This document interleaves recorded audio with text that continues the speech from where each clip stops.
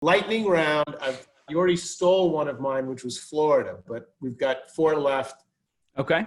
You a buyer or a seller? Texas. These first 3 are on Electoral College. Texas. Yeah. Go Texas. Republican, 74 cents. You buying that at 74 cents? Or? No, I'm buying Democrat. I wouldn't buy it at 50, but I think it's underpriced at 28. Again, we talked a little bit of the Beto episode we did recently down in Texas. I think that could be a sleeper. Even if Biden doesn't totally run the table, Texas could surprise people. Okay, good. Pennsylvania.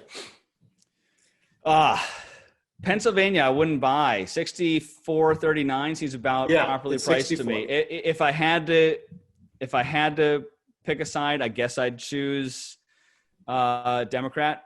It just seems more likely that the rest of the dominoes will tip in Biden's favor. But yeah, if I had other options, other places to put my money, I wouldn't put in Pennsylvania either way. It looks fairly priced.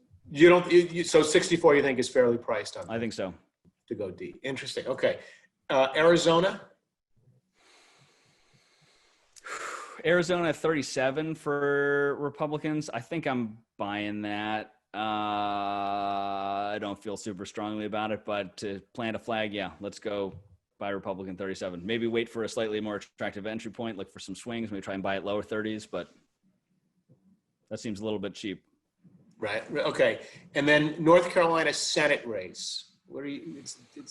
This seems cheap for Tillis, right? 36. I mean, Cunningham's running ahead in the polling, but not by much.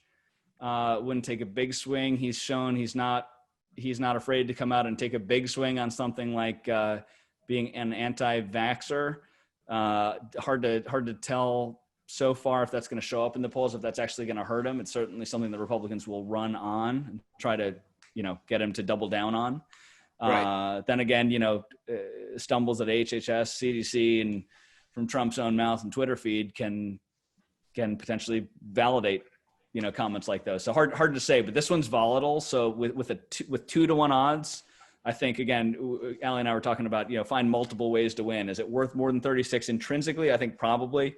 And could you get a wild print suddenly after these anti-vaccine comments that show Tillis jumping up a few points?